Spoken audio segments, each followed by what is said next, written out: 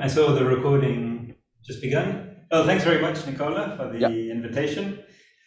And I'm happy to, well, sadly not be with you in Florence, but to be here online. I'm actually at the University of Sussex. I'm using one of the lecture roles where I actually taught cosmology just in the autumn term. And I'm here because I'm terrible at writing on an iPad or on a tablet. So I think it's better for all of you if you watch me using the blackboard with the camera at the back of the room, but I am aware there may be issues when I'm facing the blackboard with sound. If I start writing too small, it will be hard to read. It's on the highest definition the camera can be, but please let me know if it's not clear, if you can't read it, if you can't hear me. And ideally, if you dare, please just feel free to ask important, urgent questions or to tell me you can't hear by using sound. I'll hear you speaking, and I'd much prefer you do that rather than you wait for me to come and check the chat. So really, I'm very, more than happy to get feedback and interruptions via sound. As we go. Okay, so as Nicola said, I'm Chris Byrnes.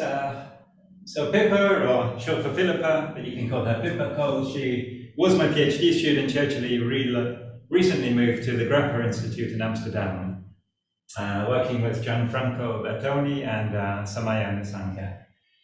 Okay, and I'm going to teach you about inflation in the first two lectures. So today about slow roll inflation. That may be familiar to some of you. If you are, that's fine. I mean, I don't think a reminder will hurt, but you might find today quite basic. In contrast, I'm pretty sure that from tomorrow onwards you'll be covering new material. Because today's material you can find in textbooks or review articles, the material from tomorrow onwards is not in any textbook, to the best of my knowledge. So tomorrow, as Nicola said, we start with a tutorial where Pippa starts, and then the second lecture is about ultra-slow roll inflation, which is not, let's say, a standard part of inflation. It's not what you will find in a textbook. Wednesday we'll move on to primordial black holes. The Wednesday lecture I'll do using slides, showing figures, showing lots of pretty pictures, introducing the whole subject. It's a huge subject to cover in 3 days. Then for the last 2 days I'll go back to doing something a bit more mathematical, using the blackboard again. So I'll talk about the criteria for primordial black hole formation and how that relates to models of especially ultra-slow roll inflation.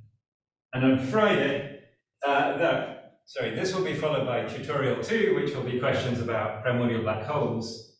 And then on Friday, I'll make the observational connection to primordial black holes. So both, what are the current constraints, what are the potential existing signatures, and what is the future? How will we ever know if primordial black holes are all of the dark matter, or some of the dark matter, or simply maybe don't exist at all? Okay, so the observational link. So that's the connection, and hopefully you've seen on the website just this morning, the first 2 lectures were placed online. Okay, so the lecture notes are already online, and maybe, if you're finding it hard to read, you might want to quickly jump on the website, download the notes, and then you could annotate them, or write your own notes beside them or on top of them. And also the first tutorial questions, because that's tomorrow morning, they're also already online. And for many of you, it may be something familiar, but tutorial 2, I'm very sure, will not be familiar at all. Okay. And finally, please look at the lecture notes, and if you find any mistakes, or if they're not clear, please send me feedback, please email me. Okay, so I'm going to have to start with a very basic and very fast crash course in cosmology. So what are the most important things, the 15 minutes of key facts that we need for cosmology? So first of all, we see a very inhomogeneous universe on the scale of galaxies, and even on the scale of galaxy clusters. But as you study the universe on larger and larger scales larger than a galaxy cluster, the universe becomes homogeneous and isotropic. Okay?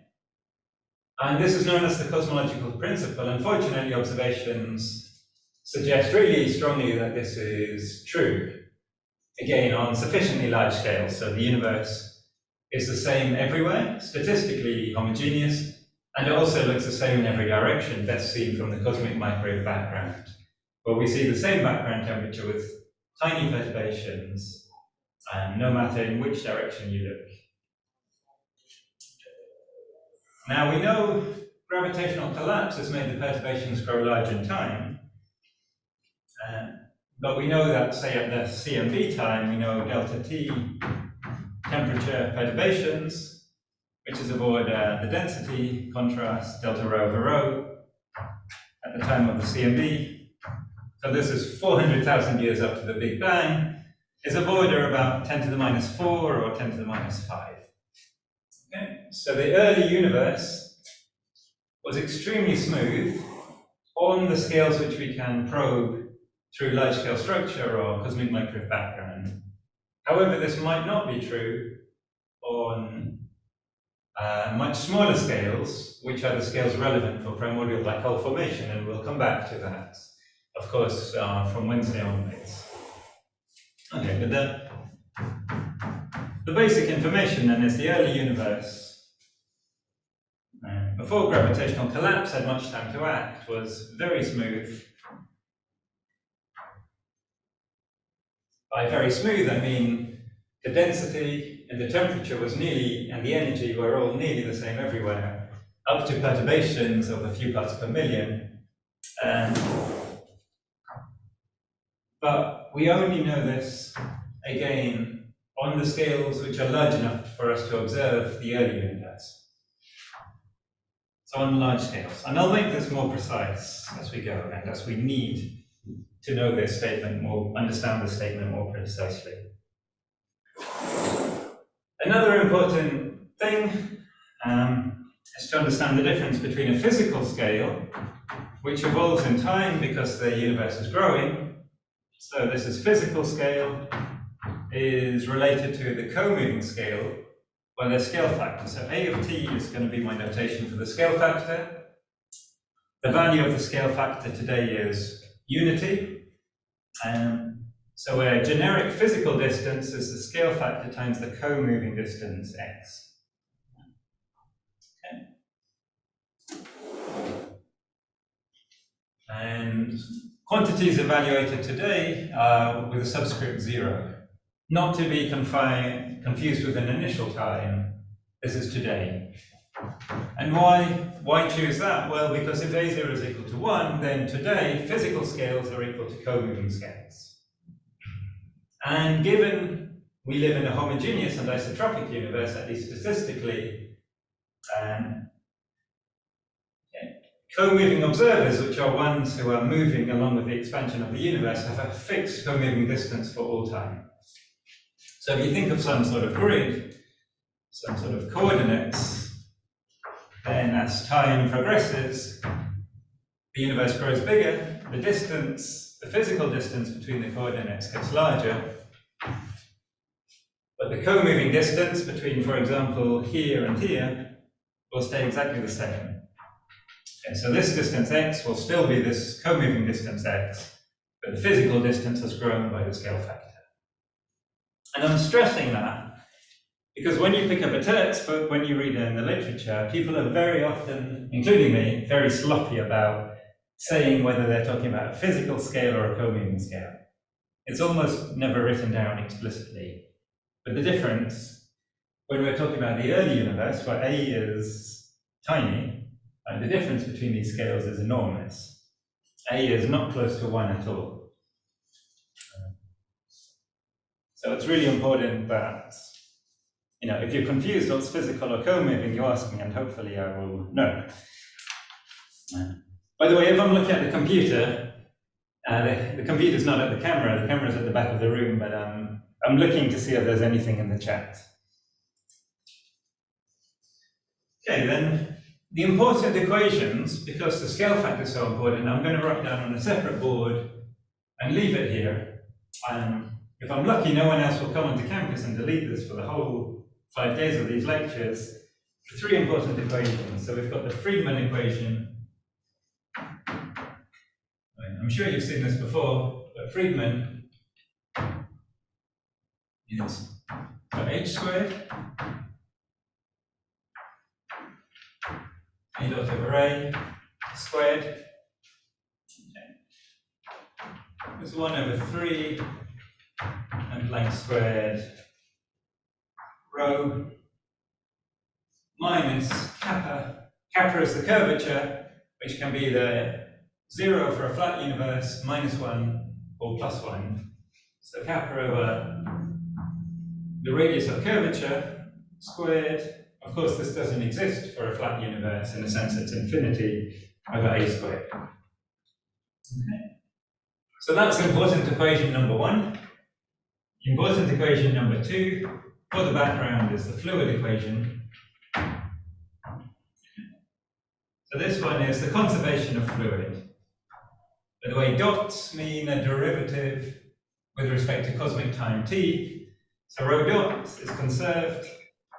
So how quickly it dilutes depends on the Hubble parameter, because the Hubble parameter, remember, tells you how quickly the universe is expanding, times rho plus 3p. Finally, and this is not independent, the acceleration equation, and it's a good exercise to derive the acceleration equation. You take the time derivative of the Friedmann equation, substitute in the fluid equation, and you then find a double dot over a is -1/6 and Planck squared and rho plus 3p. And although they look a bit similar, it's really important, and this might be a good reason to go and get the typed LaTeX notes. Rho is the energy density, capital P is the pressure. And if you confuse them, then of course everything goes wrong.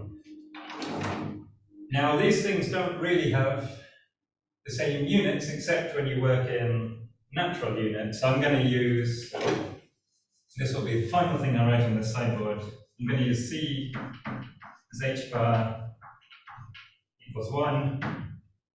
And when I say the Planck mass, for these lectures, I'm always going to mean the reduced Planck mass. Okay? So m Planck squared is 1 over 8 pi g, where g is Newton's constant. Okay. The normal or non-reduced Planck mass wouldn't have this 8 pi. But it's clear that in cosmology, it's more convenient to remove the factors of 8 pi and hence use the reduced Planck mass. So there's your crash course of the 3 key equations governing the scale factor. And it's really important you understand what the scale factor is and how it relates physical scale r to a co-moving scale x, where the co-moving scale again is a constant between two co-moving observers. And the majority of observers, such as us, are very close to co-moving because our peculiar velocity relative to the CMB, for example, is small. It's about 1 part in 1,000, meaning our speed is 1,000 times smaller than the speed of light. Okay. So, can I ask a question? Yeah, please. Okay. For the first Friedmann equation, it's I mean, in some other lectures, the first term of at the right hand side usually to be 8 pi over 3 m Planck square rho. But where is the 8 pi? You use the different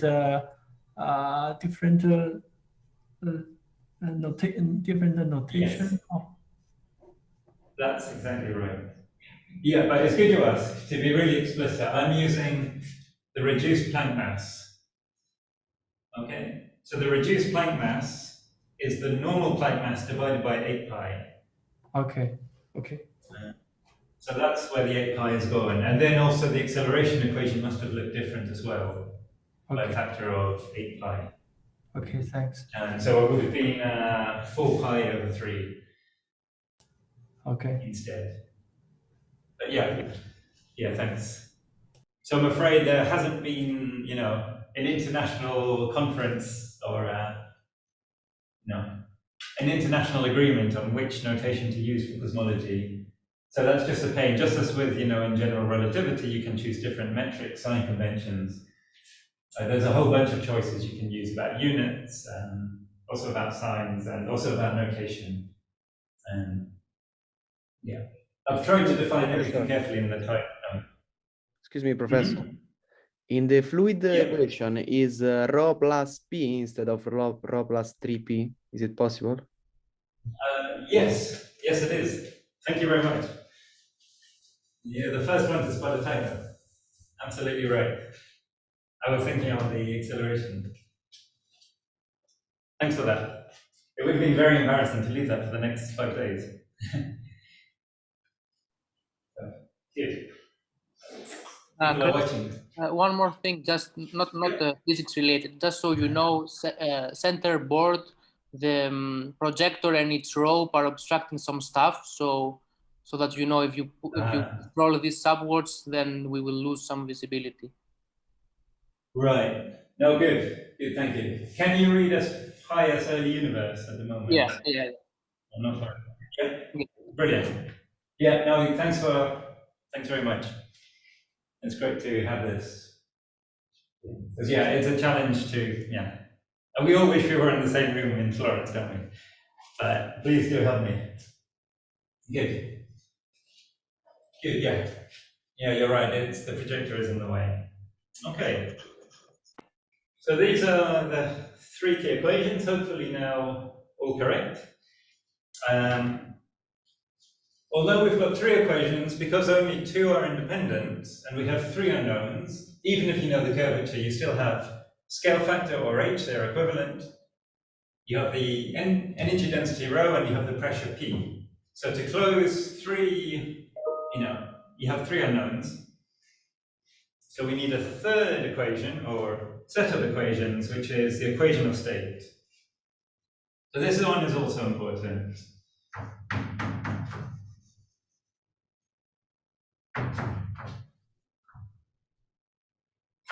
So omega is the pressure, this is capital P over the energy density rho.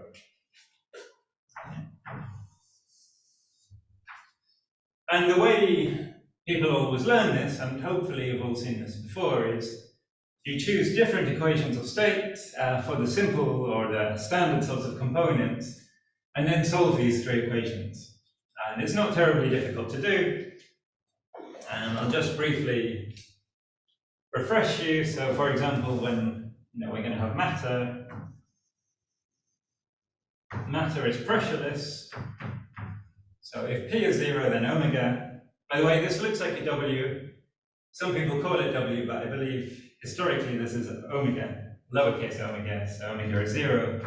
And then the energy density, of course, it scales like the number density, lowercase n, which scales like a to the minus 3. Radiation is a bit different. Why is radiation different? Well, because radiation is filled with pressure. The equation of state is a third. And that means that due to the expansion of the universe, the energy of an individual photon, which is redshifting, the energy is proportional inversely proportional to the wavelength, it's proportional to the frequency. So that gives you an extra factor of A decrease. So rho for radiation is proportional to A to the minus 4. And that's why the early universe was dominated by radiation rather than matter. This one becomes relatively more important in the past, when the universe was, everything was closer together. Then curvature, I'm not going to say much about curvature at all, but curvature we can see from the Freeman equation, it effectively scales like A to the minus 2. I'll just write it for completeness. So curvature has an effective equation of state. Just to make rho go like A to the minus 2, omega is minus 1/3. Okay, so rho is proportional A to the minus 2. And finally, the cosmological constant, lambda, which it's by far the most likely explanation, in my opinion, for the dark energy. Some people would violently disagree with that, but this course is not about dark energy, so certainly just based on observations alone, we can treat it as dark energy, as lambda. So then, as you probably know, omega is -1. Why is that? Well, it's because, and thanks to the correction from Flavio, this equation, right, if it doesn't dilute, then rho dot is 0, so rho plus p must be 0. So rho is minus p, omega is -1. So here rho is constant.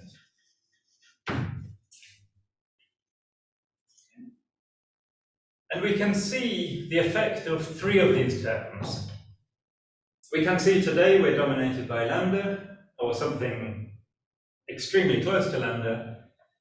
Before that, the next most important thing was the matter. So we had matter domination right back to about 50,000 years after the Big Bang, at which point radiation became more important. Today it's very small because it's diluted by a huge factor, but in the far enough past this was dominant. And we don't see any strong evidence of any curvature at all. And amazingly, we can probe backwards in time, not just to the cosmic microwave background, which is the oldest radiation still present today, but even further back to about a minute after the Big Bang, to the epoch of Big Bang nucleosynthesis. Now, inflation is the very earliest time which we can arguably observationally probe. By which I mean, if you accept inflation took place, then we have very strong observational constraints on what happened, at least at some degree during inflation. But on the other hand, we have no direct proof that inflation took place. We can simply say it's consistent with a lot of observations, and it's hard to find good alternatives. But in science, you shouldn't take that as a proof, of course.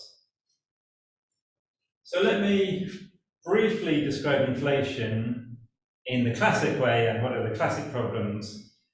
For those who've seen this before, well, I won't spend very long in it. For those who haven't seen this before, there's quite detailed notes in the lecture notes on the website where you can read quite a lot more detail than I'm going to go into. Okay, so inflation, the idea of inflation comes back from Alan Guth, or also some Russians in the former USSR, but the first to really pinpoint the 3 classic problems which inflation could solve was Guth in 1980, or perhaps 79. Okay, so what were the 3 classic problems? I'll just go quickly. So there was the horizon problem,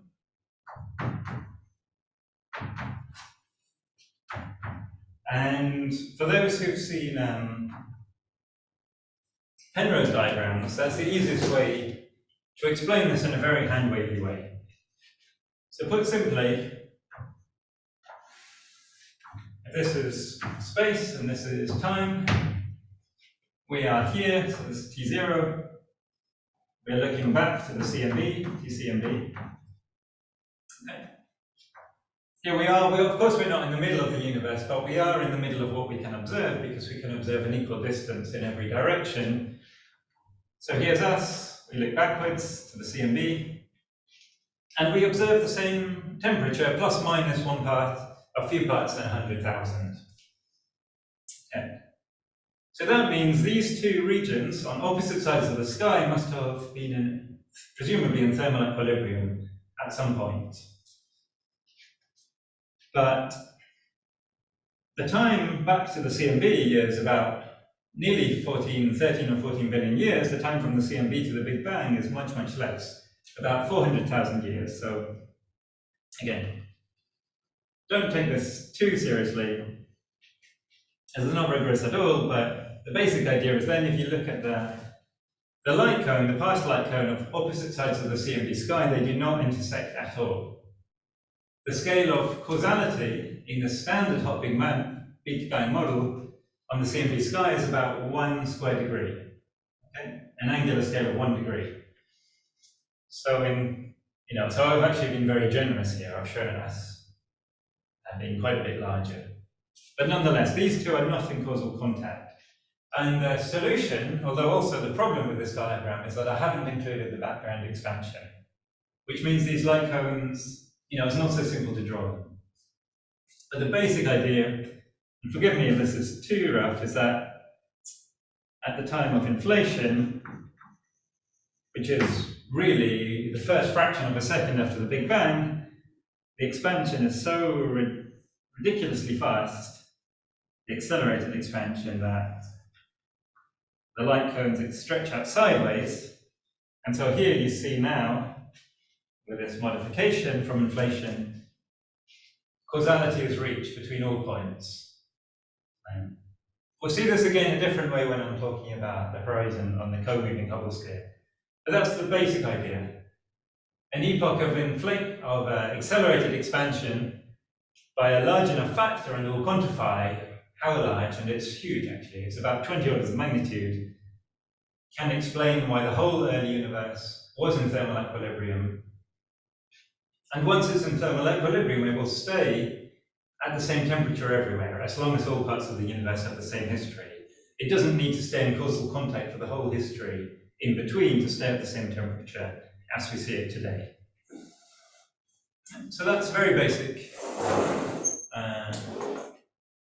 the horizon problem. The flatness problem, I'm going to be even shorter. So flatness is simply what I wrote before, that you bring this down. Curvature goes like a to the minus 2. So if you think during radiation domination, the background was decreasing by a to the minus 4, curvature only by a to the minus 2. So the relative importance of curvature should grow by a factor of a squared.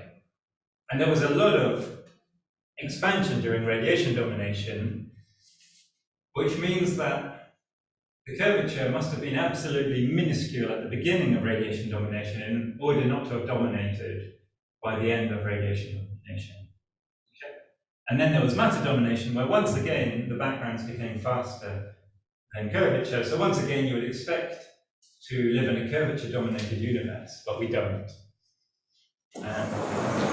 However, there is an easy way out, isn't there, for flatness? Maybe we just happen to live in an exactly flat universe, capital equals 0, and if the universe is exactly flat, then it will always be exactly flat. So it's not clear how serious a problem this is without having any sort of knowledge of the initial conditions for the universe. Finally, the monopole problems, that was number 2. The monopole problem, again, hard to quantify how serious this is, but it is generally believed that very high energy physics, perhaps at the gut scale, you would form lots and lots of very heavy, very stable particles. And yet none of these monopoles, for example, magnetic monopoles, have ever been observed. And once again, the solution from inflation is very simple. If you expand the universe exponentially, then the number density of whatever you produce will go down exponentially. In fact, like the volume factor, so the length cubed. And so you quickly get rid of all of these, and there's nothing left. Once again, though, if that's a real problem, it's not totally sure, because if monopoles simply never could form, if they never existed, then of course inflation doesn't need to solve it. But the one thing which inflation, or something else, but something else beyond the standard model of cosmology needs to solve is the horizon problem. How come we see more or less the same temperature of the CMB sky in every direction? So that's important. Are there any quick questions about these 3 problems?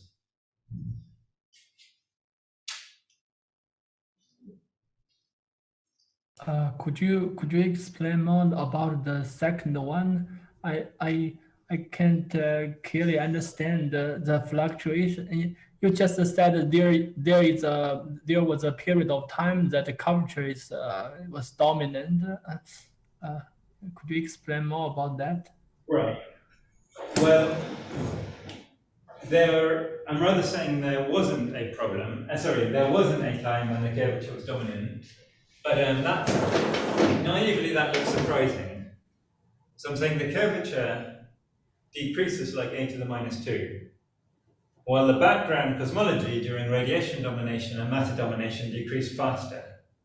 So the relative importance of curvature compared to the background it's increasing, it's becoming more and more important because it's decreasing less quickly than the background cosmology. So unless the curvature at the beginning of radiation domination was incredibly small, you would expect the curvature to become very large and important, and then we would observe it, but we haven't.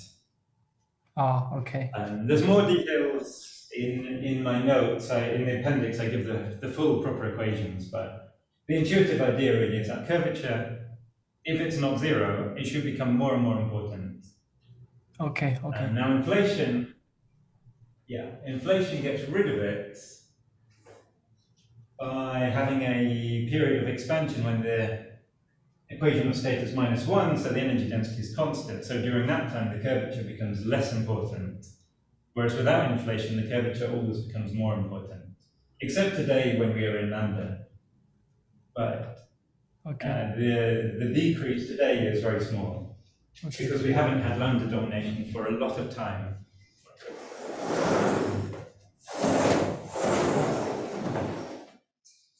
Okay, so at the simplest level, I'm going to say inflation at the background level is defined to be, implies a double dot is greater than 0. So accelerated expansion. That's our definition. So the universe today actually is inflating again. The deceleration parameter q, for those who know about it, is negative rather than positive, corresponding to accelerated expansion. But today's dark energy has got absolutely nothing to do with the much, much larger energy scales relevant in the early universe before Big Bang energy synthesis. So what do we need for inflation? Well, what we need to get a double dot positive, if we look at the acceleration equations, there's a minus sign here. Sorry, I'm standing in the way. This minus sign here means that we need rho plus 3p. Okay. Must be negative. So if you divide everything by rho, you've got 1 plus 3 omega. So we need omega less than -1/3. Okay. So if the equation of state is more negative than -1/3, you will be at an epoch when a double dot is positive, and we'll call that in the early universe a period of inflation. Now in practice, in models of inflation with omega equal a bit less than -1/3 do not exist, because inflation will only really last for as long as required to solve the horizon of flatness and monopole problems if omega is close to -1.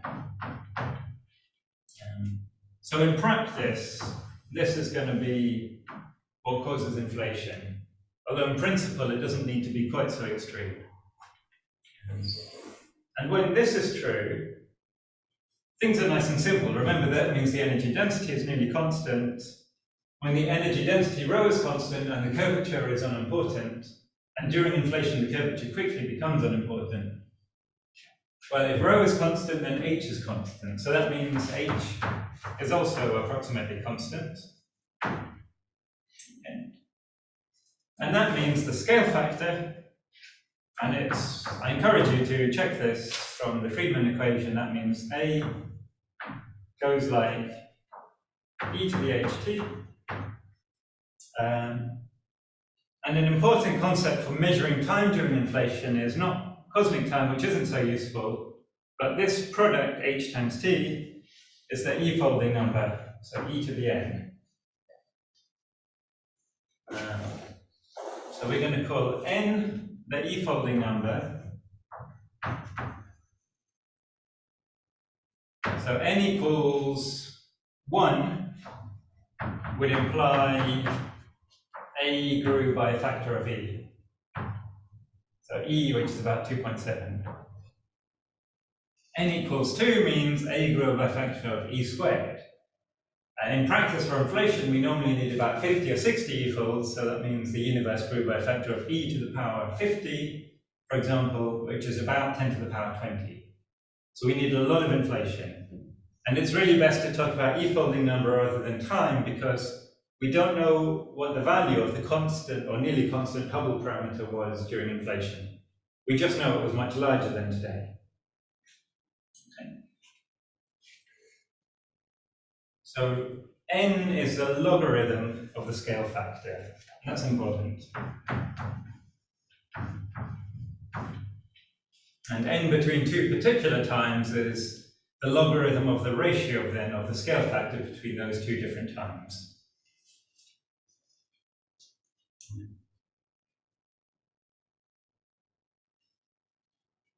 Okay, I'm aware, again, many of you may have seen this, but we're still in the first 40 minutes or so of a 5-week lecture course, sorry, 5-day lecture course.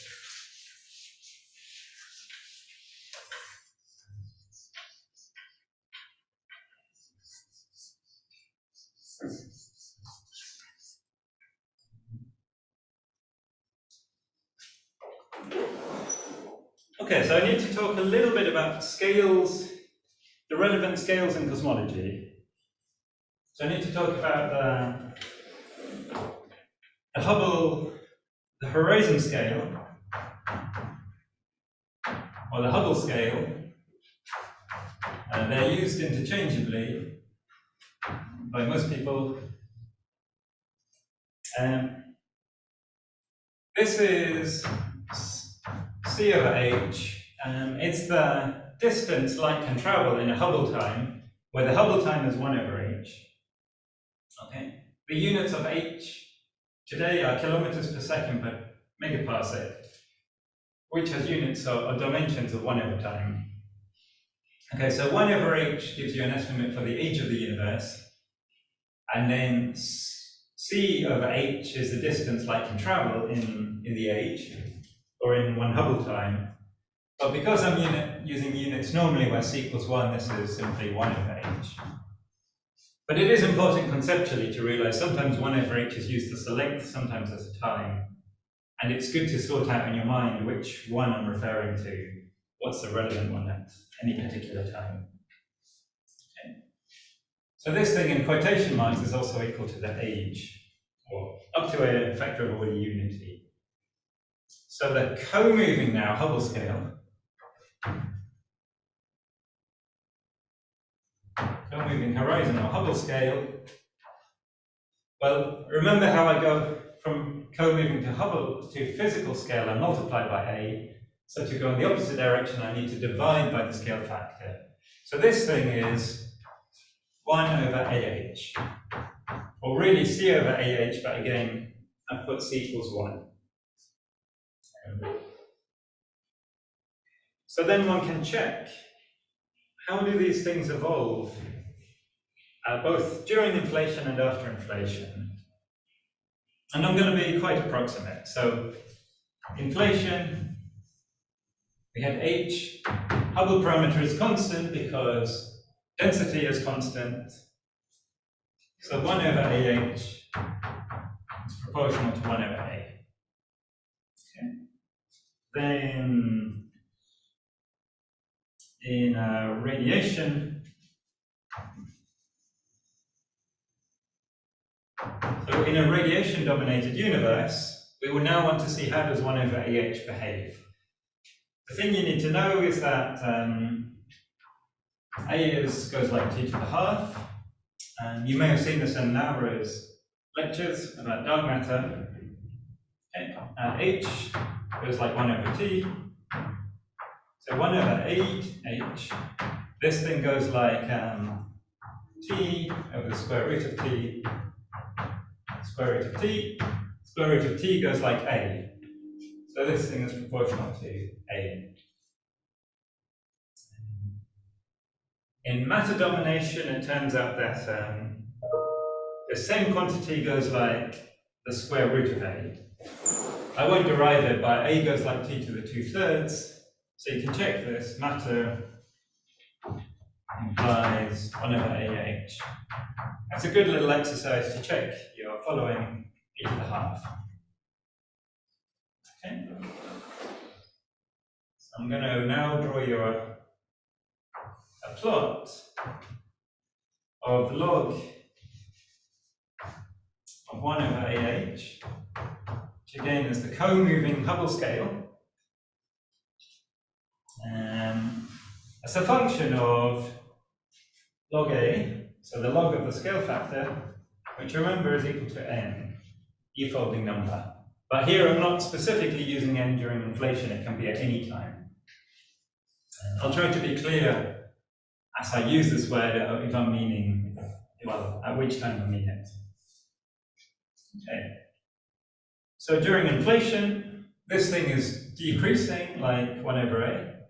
So on a log-log plot, this is coming orthogonally down, diagonally, sorry. Then, so inflation ends, this is inflation. Then I'm going to simplify things and assume that we have an instant transition from inflation to radiation. So to a radiation-dominated universe, of course, that we don't really know if that's true. And in fact, primordial black holes give a potential tentative way to test this.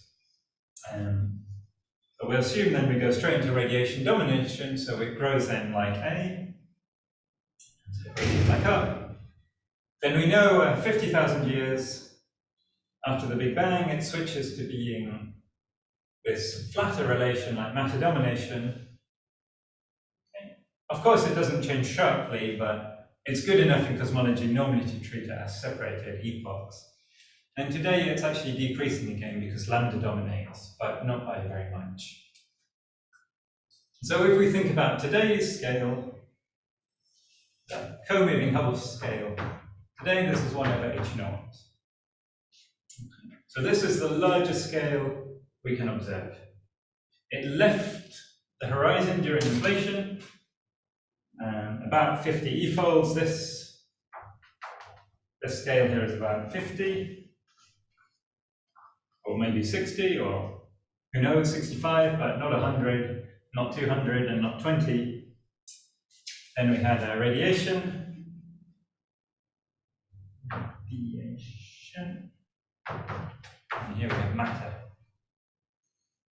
And finally, lambda, which is really not very important. So for most of this lecture course, I'm going to ignore the fact that there's a dark energy has been important in the recent universe because the scale factor growth in that time has been quite small. So in terms of e-folding number, it's unimportant, even though in terms of linear cosmic time, it is important. It's about 5 billion years or so. So this is the largest scale we observe today. If we think about a smaller scale, for example, a scale relevant for perhaps the formation of primordial black holes, again, co-moving scale, so it's a constant, because this is a co-moving scale, that could be something like this. So this is a very small scale.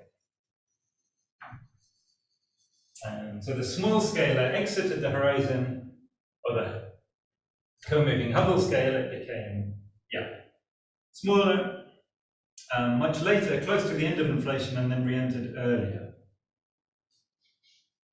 So if we think about the scale, co-moving scale K, which is 1 over co-moving, then we want to compare this co-moving scale. It's really an inverse length scale to AH. So horizon exit or Hubble exit is when K equals AH. Then it re-enters when K equals AH again, and in between, when the wavelength of this perturbation, when the wavelength of today's Hubble horizon was much larger than the horizon in between times, which was smaller than it was today, we would have in between again K much, much less than AH. So apologies, this is becoming very, very crowded. It is an important plot. I have copied a figure from a paper by Little and Leach in the notes, explaining all of this, also including an early matter-dominated period, perhaps during reheating. But this is going to be important because as I talk about different length scales, I will have in mind always that a different length scale corresponds to a different time. It also corresponds to a different horizon scale and a different horizon mass. And the horizon mass will be very important because the horizon mass will tell us about the mass of a primordial black hole which could form.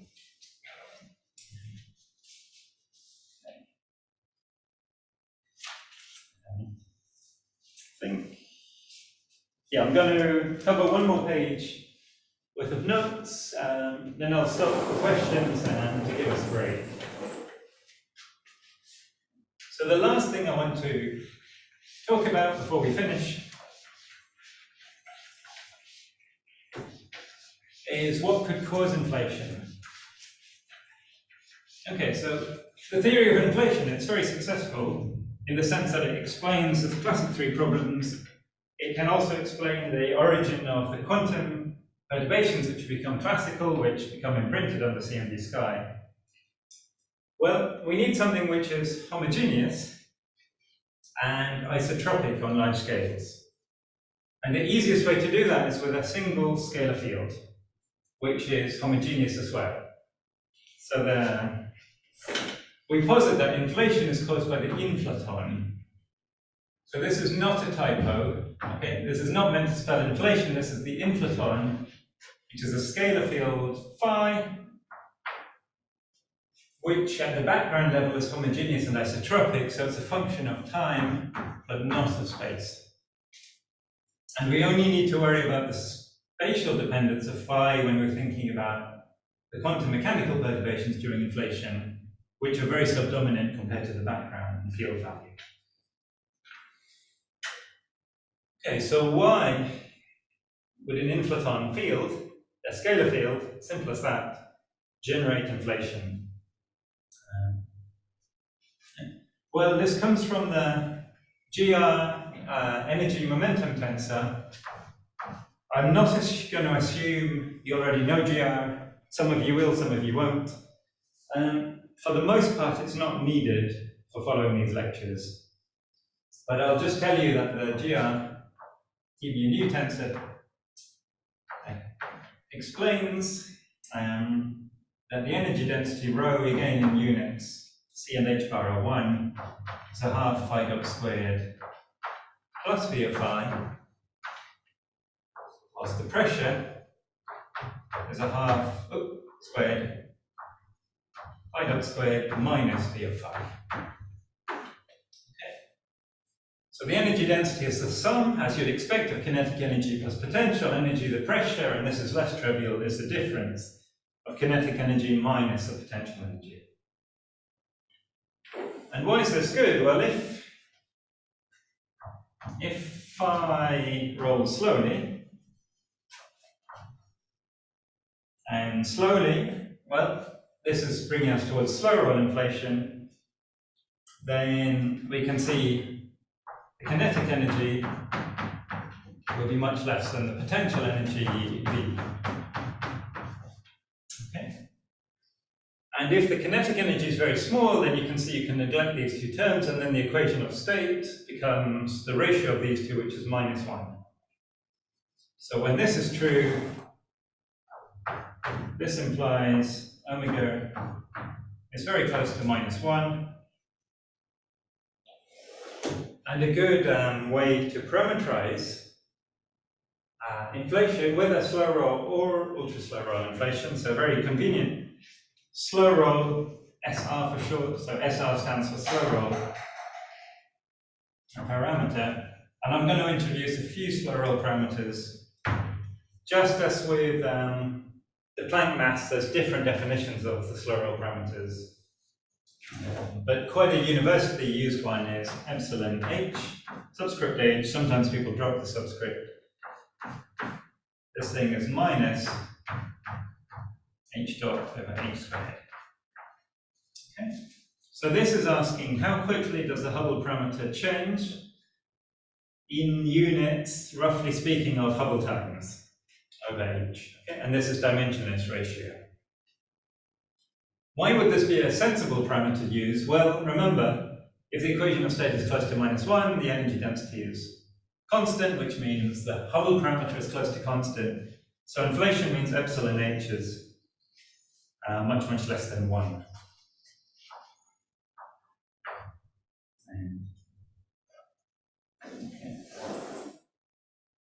And that's what we normally require. And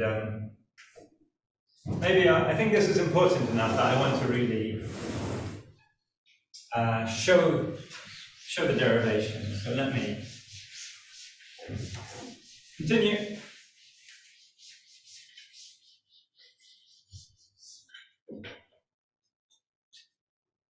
Yeah. Okay, so here's our definition.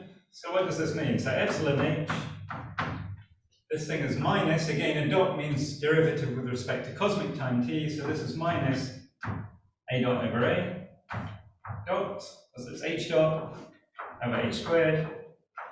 So we can take derivatives quite straightforwardly. This is minus a double dot over a, whole thing over h squared. And then here, when we take the other derivative, I get another minus sign, so overall plus becomes a dot squared over a squared over h squared. And this thing is just equal to 1. This thing we can now substitute in the acceleration equation. Into h squared, we can substitute the Friedmann equation. It's worth checking for yourself these steps.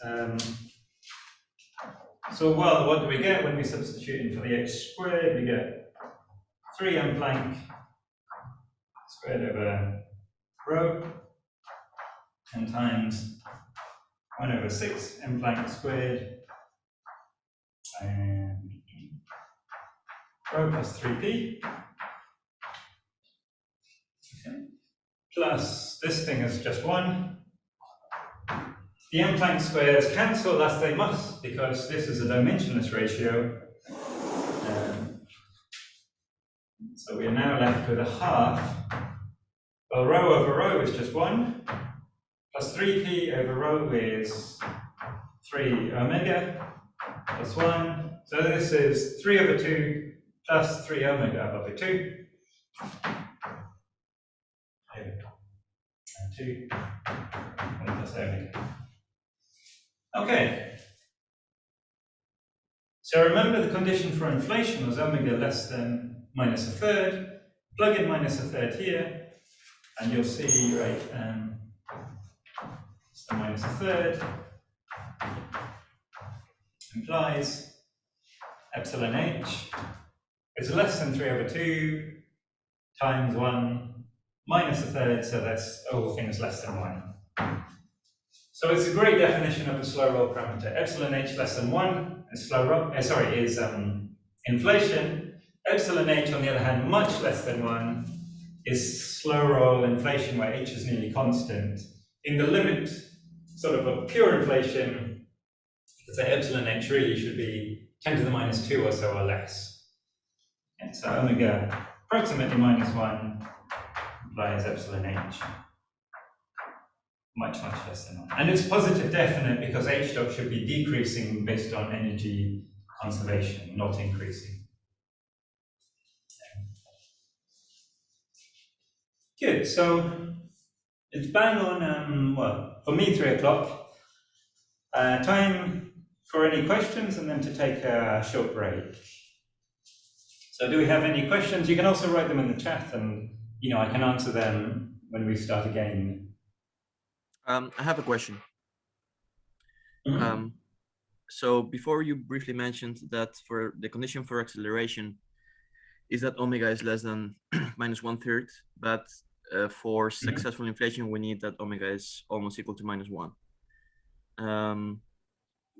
Why? Like, so from, okay, yeah. It's not a proof, it's not a mathematical statement, it's rather an observation. that if we think of what causes inflation physically, it's normally a scalar field. It can be multiple scalar fields. It might not be quite this simple, but scalar fields rolling down a potential. Now, if the equation of state is just a little bit less than minus a third, that means the kinetic energy is not much less than the potential energy. It's less, but not by much. Okay. So if it's not much less, that tends to mean you quickly move down the potential. And as you move down, the potential will quickly become less important. So you need the kinetic energy to also keep becoming less important. And it's very hard to keep that balance. So in practice, yeah, I'm sure there are ways to get around this, but in practice, nearly the only way to get a long epoch of inflation, and we do need a lot of it, we need these sort of 50, 60 folds, is to say that the kinetic energy is very small, much, much less than potential energy. Okay. And in that case, the equation really is close to -1. Yeah, sure. But in now, principle, it could be fun, actually, to find a fun example. But, yeah, in it's principle, going to you be could quite have, contrived. in principle, you could have something else than a scalar field, right? With a different equation of state. Yes. Yeah. And then. Absolutely correct. Yeah. Okay. Okay. Thanks. Yeah. Yeah. It's just hard to make those alternatives work. Right. Okay, anybody Thanks. else? I have a question, yes. Why do we take a scalar field as opposed to a particle with a spin? Well, so you want your field to roll down or to have some potential energy which reaches a minimum, because today we see no evidence for it, and then to decay. So if it has a spin, or if it has somehow if it's like a vector field, it will have some preferred direction at the minimum. Maybe accidentally, not statistically preferred, but nonetheless, if it reaches the same minimum everywhere, that will imply a direction. And that's inconsistent with observations. Now, there are ways around that. If you have lots and lots of spinning fields, you might, through the central limit theorem, average out to 0. There's also stability issues with doing that.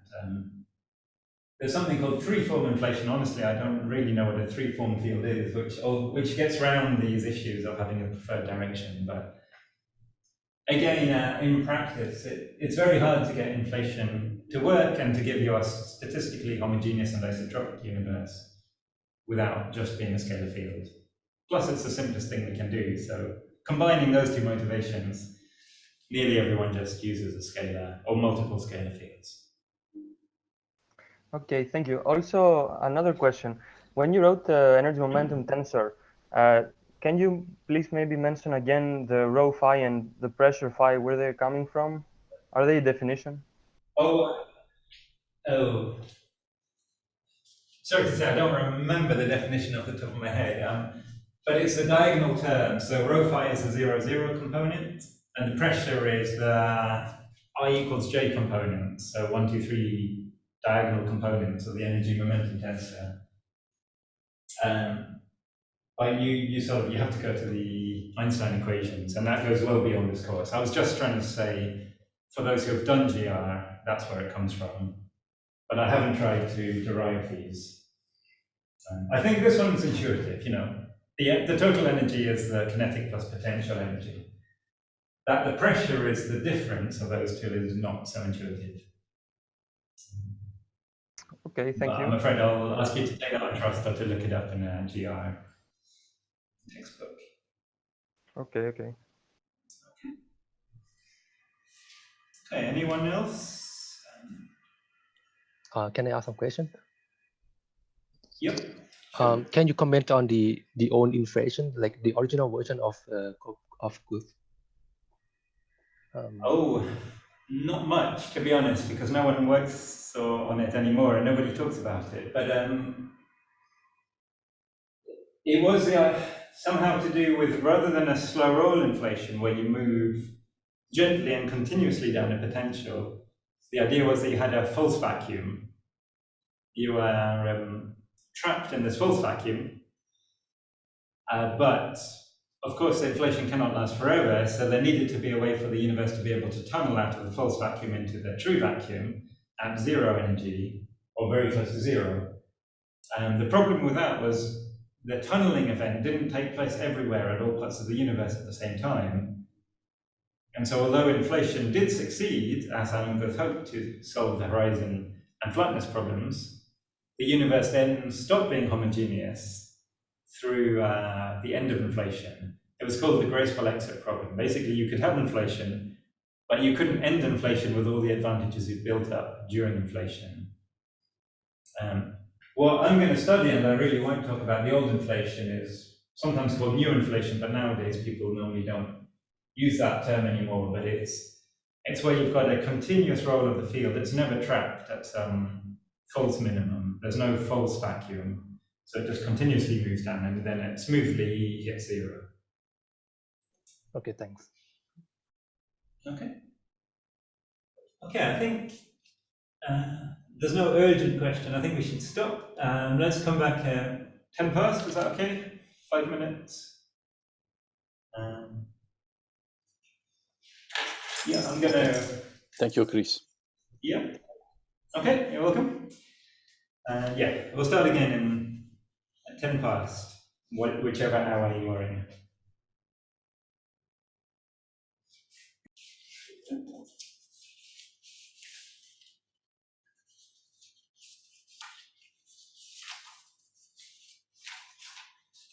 Okay, I think we should begin again. Yep, it's recording again, I think.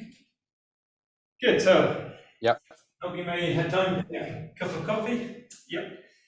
Okay, so I'm going to talk a little bit more about slow roll inflation. That'll be the main, basically the next 40-ish minutes. Okay, so slow roll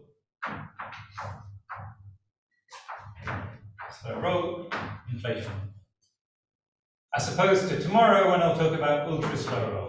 So I'll come to that. So the equation of motion, I won't try to derive that you can vary the action of a scalar field in expanding space.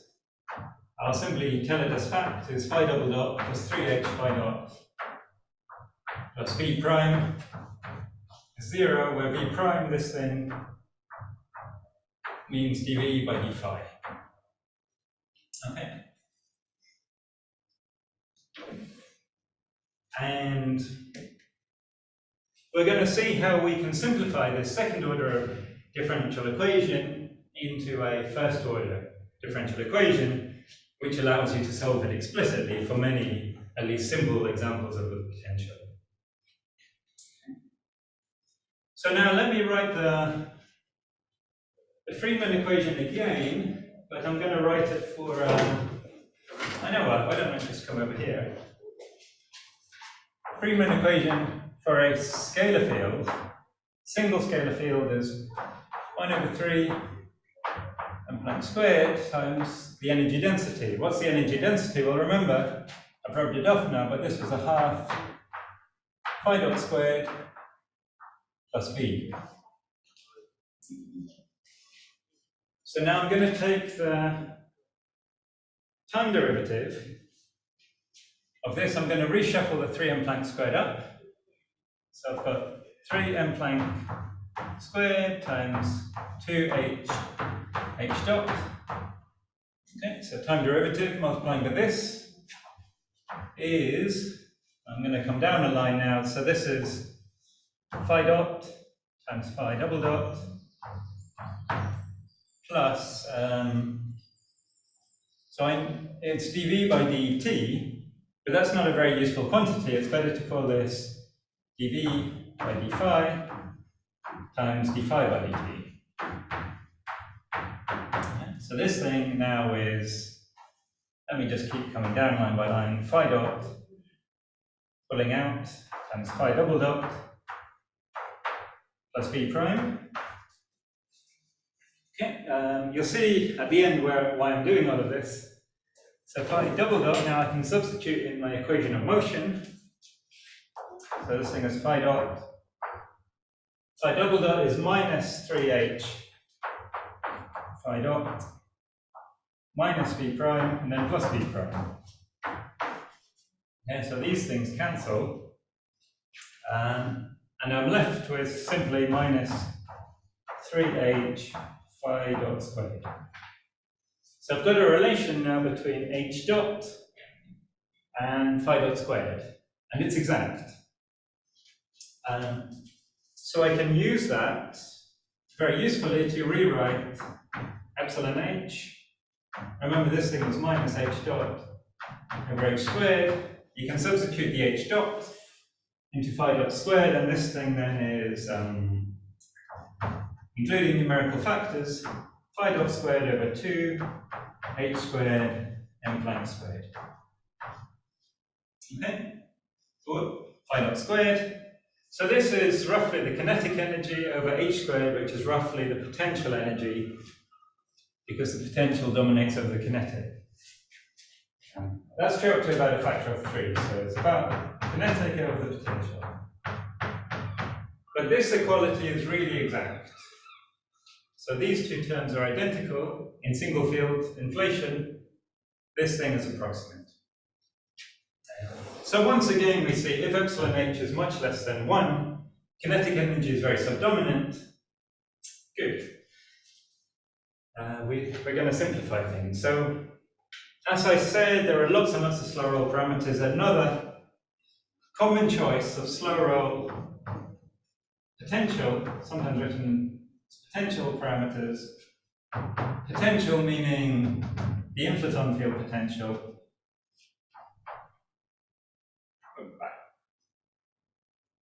Are epsilon v, which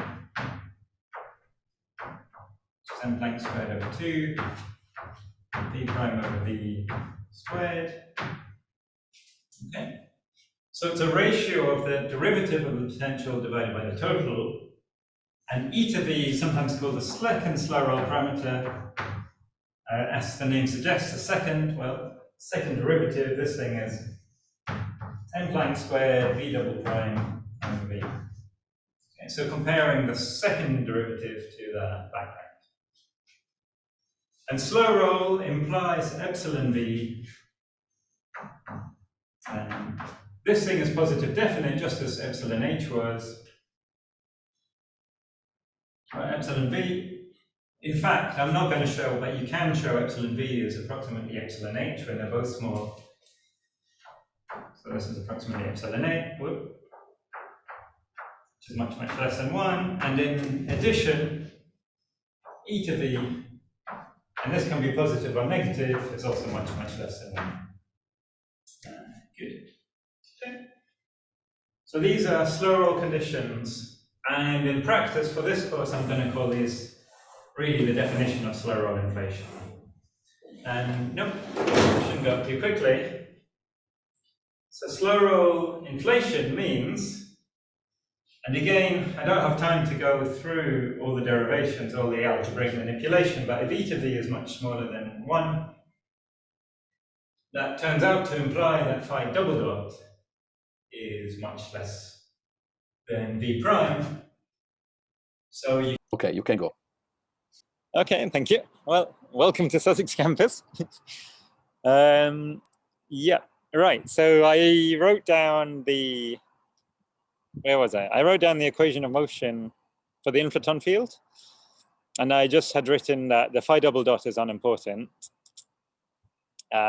Also, the kinetic energy is unimportant to the potential compared to the potential. So you can combine these two into the slow roll equations of motion. 3h phi dot is minus dv by d phi. And the Friedmann equation is 3h squared m Planck squared is about v. Okay. So these are the slow roll equations for a single scalar field. And now we're going to look a little bit, but again, you know, I'm trying to cover classic inflation in one day, in 2 hours. So I'm going to talk a little bit about the perturbation generation. And really, this is why people work on inflation today. It's nothing to do with the, well, not much to do with the horizon and flatness problems. It's because we have this incredible story that the quantum mechanical perturbations present during inflation were blown by the exponential expansion to become outside the horizon, to become classical perturbations. And, you know, this is the ultimate story of, in English, we have a saying, large oaks from mighty oaks from little oaks grow. Chris, can I ask you one thing? Mhm. Sorry, I got a message that there is someone who cannot hear you. So I would like to ask the students if actually they can hear you. I can hear you. I can hear him. I can hear you. Ah, okay. So the students can hear you. Okay. Okay. And So so okay. there's background noise. But Okay. Okay. Please, just to the students, please, of course, if you cannot hear Chris Byrnes, please write a message on the chat. But it seems that everything is fine, actually. So please, you can go on. Sorry. Okay, no problem. Yeah, there's a bit of wind outside. It's England, but actually, it's a nice day. Anyway, so okay. So the perturbations. There are two types which are important. There's a scalar perturbations. We've already talked about the density contrast, delta rho over rho. There's another form called the tensor or gravitational wave perturbation, little h. And if you think, what's the relevant sort of scale in inflation? It's a Hubble parameter, h evaluated during inflation. So the amplitude of the fluctuations, delta phi, the inflaton perturbation or the gravitational wave, h, little h, are both proportional to the Hubble parameter, capital H. So that's this equation 3.19. Now the gravitational waves really are that simple. That's sort of the amplitude they would generate on the CMB sky. For the scalar perturbations, we can't just use delta phi. First of all, it's not dimensionless. Secondly, it doesn't relate directly to the density perturbation. So we need this ratio, h over phi dot times delta phi. Okay, and this ratio, which is dimensionless, gives us the right order of magnitude for what we observe in the CMB. So you can rewrite it in terms of the potential energy V prime over V delta phi, which is delta V over V, which is in the limit where you neglect kinetic energy, delta rho over rho. And so we can use this power spectra for phi and rewrite it in terms of curly r or script r, which is the curvature perturbation, sometimes called zeta. For my purposes, they will be equivalent as a dimensionless ratio again. So when you've got h, which has got dimensions of mass, you've got h star over m Planck star all squared, and then 1 over epsilon. And this quantity should be evaluated at horizon crossing, which, remember, I briefly described. That corresponds to when the inverse length scale k is equal to ah, because 1 over ah is the sort of physical horizon or Hubble scale. Okay. So that's, in a nutshell, the inflationary perturbations. And that leads me to talk about observations.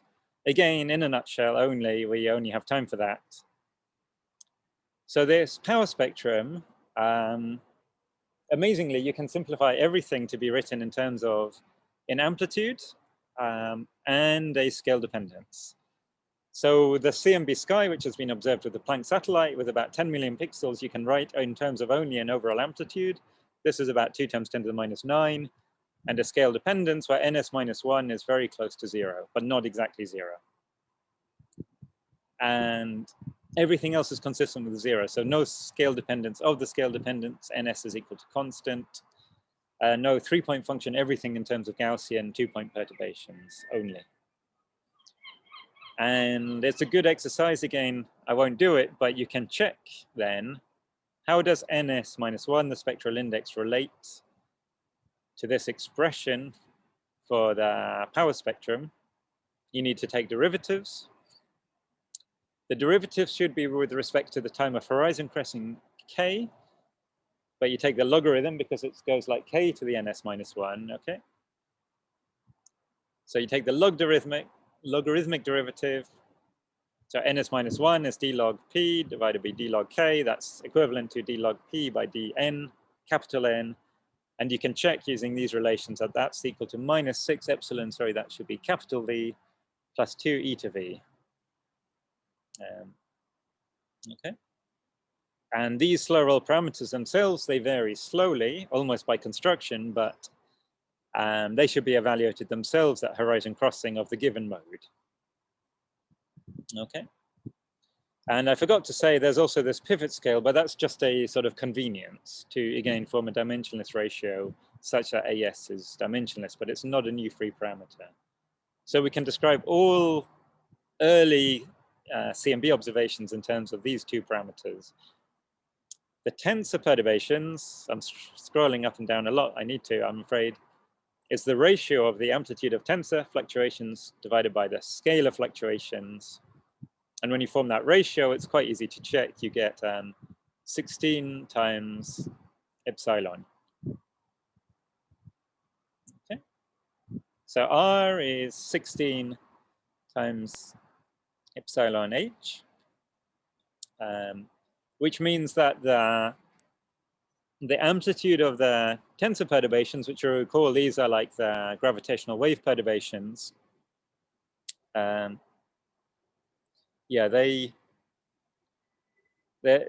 proportional to the first slow roll parameter, epsilon h or epsilon v. They're both very similar in slow roll inflation. And at the moment, we do have observational constraint, but not a detection of R. And the observational constraint is that R is less than about 0.1, meaning that the amplitude of the tensor fluctuations is about 10 times less than the observed amplitude of the scalar perturbations, because we've observed the scalar perturbations very accurately with high detail, even when you pixelate the sky with 10 million pixels. On the other hand, the tensor perturbations are not observed. Then, so for the spectral index, as I said, the spectral index is close to unity, so NS is close to 1. Sorry, this should be NS, not NS minus 1. Please let me know of typos. Okay, so why is that important? Well, if this is NS is 0.965, then NS minus 1 is about minus 0.04. So you have a very small number. And again, I have to scroll up. NS minus 1 now, if this is a very small number, that means this has only a very weak dependence on K. So the primordial scalar perturbations are very close to scale invariant.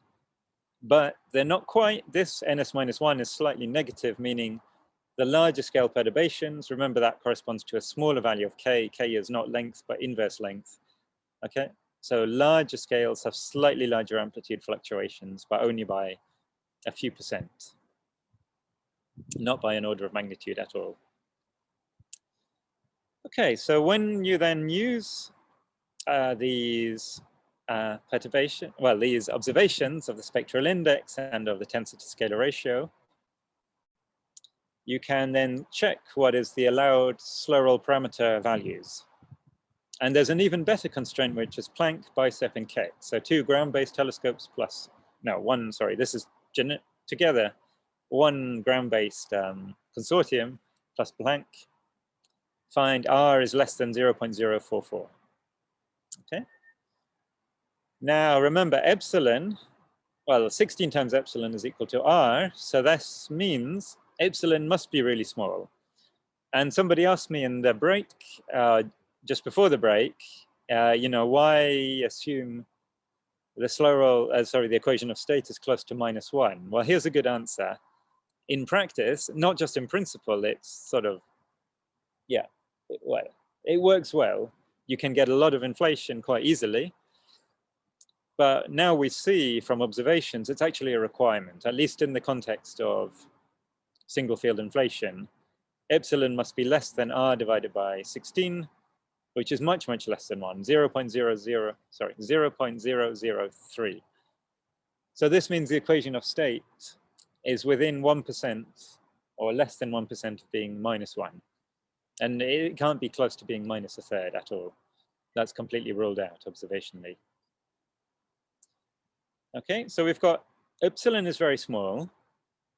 And then remember, we also had a formula for the spectral index. I didn't derive it, I've given it, but I've given you all the tools in these notes. And I'd encourage you, if you have time, to check for yourself. So the spectral index was -6 epsilon plus 2 eta. Epsilon now we know is less than 0.003. Multiply that by 6, you still have a quantity which is quite small compared to the deviation of the spectral index from being completely scale invariant. So that's evidence that the eta parameter is also important. that eta v is not consistent with being 0, and certainly that eta is not positive. So what does that mean? Well, it means that the second derivative of the inflaton field potential, eta v, should be negative, because remember, eta v was defined to be v double prime divided by v with a m Planck squared thrown in to make it dimensionless. So somewhere back here we go. Yeah, I defined this. So eta v is m Planck squared v double prime over v. And just for this thing, it's actually handy to be showing, not slides, but my notes, because here's a plot from the Planck collaboration. I give the reference, of course. Okay, so epsilon v, including Bicep and Keck, and Planck data are shown in blue at 1 sigma is less than 0.003. And then when you combine information from the spectral index, you find that eta v should be negative. So v double prime should be negative and not positive. And that was for me, one of the big new things with the Planck satellite, which we didn't know before Planck. We didn't know, for example, with the WMAP satellite, that the second derivative of v, assuming again single field slow roll inflation, had to be negative. Okay, so that's an important result. And last thing I'll show on this, now the fire alarm stops, I can go back in, but we're nearly out of time. Last thing I can show here is that Chris, can I? Yep. Sorry. No, please. You can take, of course, a few minutes more if you need. I mean, even up to 5 minutes to 5 to complete your lecture. So please take some more time, of course. Thanks. I've nearly finished anyway. I was going to show for the tutorial tomorrow. The tutorial tomorrow is applying the slow roll equations to study a little bit more slow roll inflation. Some of you may have done it before, but not all. So what you're going to need is one extra, and yeah, as you can see, this is not, you know, I didn't design it to show this way. I will go in a minute, but you need to know when the modes cross the horizon during inflation, okay? Because it's easy to calculate the slow roll parameters, v prime over v and eta or v double prime over v. You just take derivatives of the potential. Okay, so far so easy. But then which value of phi do you choose? And for the tutorial, this is the key equation, which the tutorial is written by Pippa, who you can meet in the office hour very shortly. Okay, so the number of e-foldings before the end of inflation, okay? So from horizon crossing, which is when k equals AH, that's often used a star to denote this. Remember, n was proportional to h times t. Really, strictly speaking, n is the integral of h times t, htt. During inflation, we can treat h as constant because we've already seen, right, a proof that epsilon subscript h must be much smaller than 1, which by construction, by the definition of epsilon h, means h dot is very small. So h is approximately constant. So we can rewrite this in terms of integral with respect to phi, h over phi dot d phi. Okay, and you can rewrite it again using the slow roll equations. Again, I wouldn't have done this even if I'd been on the blackboard. It's just, you know, a few steps too many. But n you can write as 1 over the Planck mass squared integral, and because there's a minus sign which flips in, you flip the order of the integral. So from the end of inflation phi e up to the time during horizon crossing phi star. Okay, and this is important. So if you are given a potential, you can calculate the slow roll parameters very easily by taking derivatives in terms of v of with respect to phi. You then need to know which value of phi to choose. The way to do that is to use this equation to find the value of phi, which corresponds to n of 50 or 60 e-folds, and that's the value of phi to choose. And very often you can, for simplicity, take phi end equals 0. It's not quite true. A better condition is to say epsilon h is equal to 1, because that really is the definition of when inflation ends. because epsilon initially is very small. We've seen a proof of that from the fact that the tensor to scalar ratio is so small. Then as inflation comes towards the end, typically epsilon h will start growing, and once epsilon h is equal to 1, we saw that's exactly the condition. The equation of state parameter omega is -1/3. That means a double dot is equal to 0. That's the transition from acceleration to deceleration, from inflation to not inflation. So that's how you can work out phi e, and then you can use this equation to work out phi star in terms of m. And I'll just, since I'm been forced to show it this way, let me just show this nice figure from Liddell and Leach. So again, remember this log over 1 over AH. This was the co-moving Hubble scale. Okay, so during inflation it decreased. Then reheating might have been matter dominated, might have been radiation dominated. Then radiation domination, where this grows like A.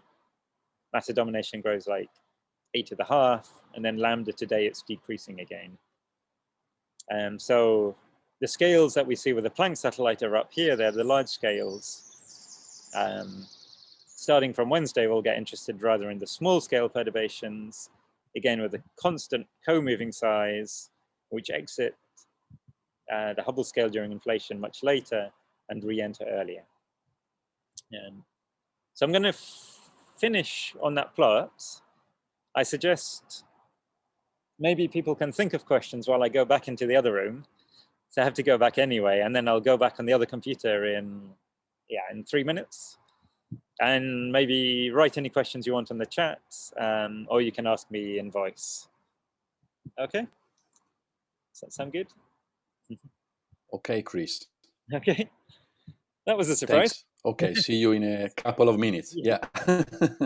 Okay. By the way, proof it can be sunny in England. See you. Right. Okay, very nice view. Thank you. Okay, I'll log out of this account first.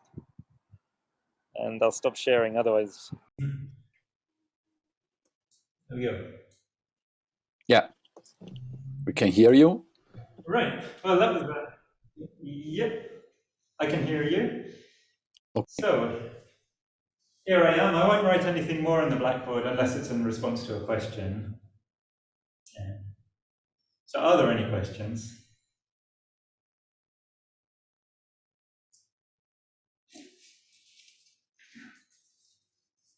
Of course, you can also, ask during the office hour. But we're not so late, despite the break. No, we are on time. Yeah. So please, if anybody has a questions, don't be shy and ask Chris. Yep, there's a hand. Yeah. Hi, Chris. Hey. Just maybe it's not the topic for now, but I just wanted to ask how much things change for multi-field inflation. Okay. No, that's good you asked now, because actually, I'm afraid I won't cover that. So the slow roll equations, which I wrote, I might as well write them because they're not important. So I wrote R is 16 epsilon h, or which is approximately 16 epsilon b, and the spectral index -1 is -6 epsilon b plus 2 e to b. Okay. Now this equation changes. This part stays roughly speaking the same, or at least part of it, because part of this is due to the decrease in the Hubble parameter. Remember, these two things are nearly equal, the two definitions of epsilon. On the other hand, e to v, now e to v is more complicated because e to v was e double prime over v with 1 over m Planck squared. Now in multi-field, we need to know sort of which direction to take. And it's not as simple as just taking the direction where the inflaton field is rolling down a multidimensional potential space. You can't just assume it's equal to the direction you're rolling down, which would, if that was true, it would still stay simple. But in multi-field inflation, you have perturbations of each field. This is what's called it's a curvature perturbation, and I believe Laura Covey spoke a little bit about this in the context of dark matter generation. So isocurvature means now you've got multiple fields. They're all perturbed by the same, roughly the same amount. So delta phi for each field, let me give it an index A, they're all h over 2 pi evaluated during inflation, so k equals AH. But then I define this is a long answer, the curvature perturbation curly R, h over phi dot delta phi. Now this thing, I need to somehow sum over all of the delta phi's. Roughly speaking, but don't take this too seriously, put a subscript A and P, sum them all up. But you need to know how this quantity evolves. There's also issues of gauge which I completely skipped over. So this definition is only true in a specific gauge. It's called the spatially flat gauge. I simply can't go into too many details. But the basic answer then is, this thing sort of stays similar, this thing becomes more complicated. The answer cannot just be evaluated also at horizon crossing. You really need to know the full history, which makes life a lot, numerically even it's tough, because you need to integrate the full thing and understand how inflation ends. And the tensor to scalar ratio, there is actually a nice result here, which is for multi-field, because remember this thing was also equal to that. Well, it was defined to be the ratio of the tensor to the ratio of scalar perturbations. It turns out that this thing is basically additive, positive. Each term is positive definite because the power spectra of each individual field gives a positive contribution.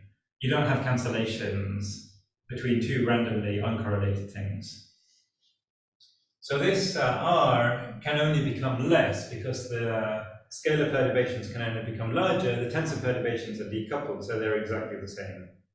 So actually this thing will only become harder to observe. The tensors to scalar ratio can be this. It can be roughly equal or it can be much, much more now. At the moment, we have a upper bound. This thing is less than 0.044. Yeah, so it doesn't tell you quite directly what epsilon v is, but nonetheless it should still be small. Okay, that's probably a long answer. Thank you. It's a good question, and yeah. Okay, anyone else?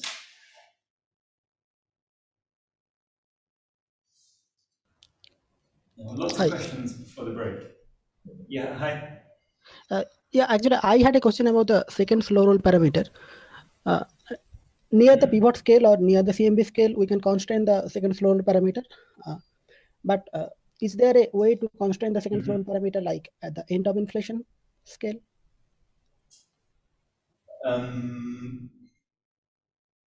In general, no. You can say something about what happens late in inflation from primordial black holes. We'll get to that connection especially in, well, a little bit tomorrow, but mainly on Thursday. But one of the first things I'll show when we get to primordial black hole production is that because the power spectrum needs to grow by a lot, I'm going a bit beyond the lectures, but basically, if this is the power spectrum of R on CMB scales, so remember, if this is K, or really log K, and CMB scales are large scales, this is 10 to the minus 9, roughly, AS. I'm going to show that this needs to become a lot bigger to form any primordial black holes on smaller scales, something like 10 to the minus 3, 10 to the minus 2. So this could be a PDH scale, which is much smaller. So you can say a little bit about the small scales towards the end of inflation from the non-detection of primordial black holes, but you can't really give a value at all. And also, to go from here to here, you have to break slow roll. So the slow roll parameters I wrote down, I'm going to give you a different set of slow roll parameters to describe models where the power spectrum is not close to scale invariant. So meaning models where this equation is not good enough because this is only approximately true, and this is true when ns minus 1 is quite close to 0, meaning of order 10 to the minus 2, or maybe even 0.1, but certainly not order 1. Okay, right. Thanks. Okay.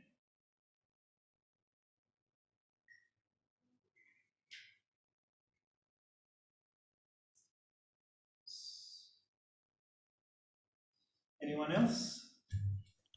People are tired, maybe? End of a long day? I have a question, maybe. Do you hear me?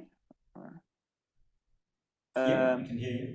so how exactly do you decide the energy scale of inflation from maybe the observational parameters?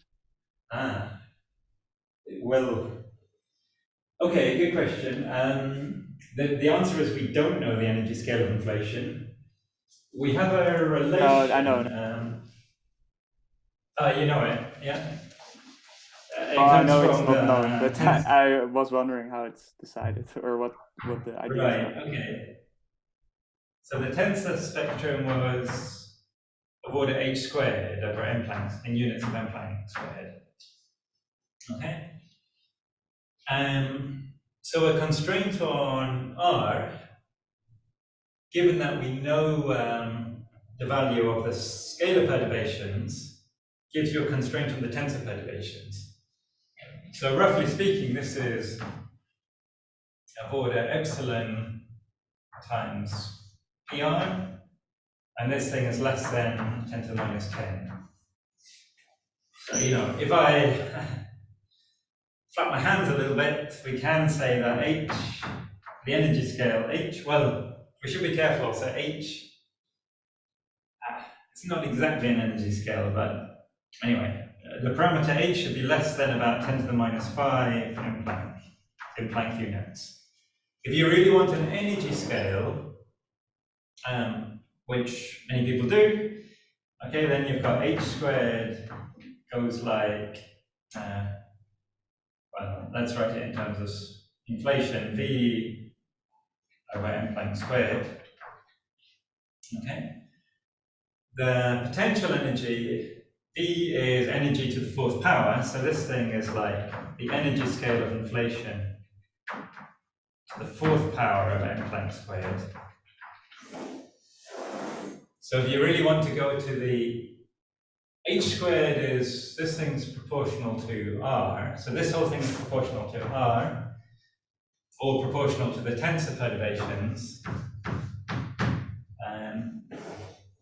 So you can take the fourth root of everything to get the inflationary scale is less, well, it's less than some number, which I forget, times r to the quarter. And we're talking below the gut scale, so it's, I think, of order 10 to the minus 3 m Planck. Maybe someone watching remembers better than me. Or this is around 10 to the 15-ish GeV. Okay, but this is the important thing really, that the tensor to scalar ratio tells you what the tensor perturbations amplitude is, that tells you what h squared is. H squared tells you the energy scale via the Friedmann equation. Yes, okay, the idea is clear at least. Thanks. Okay, great.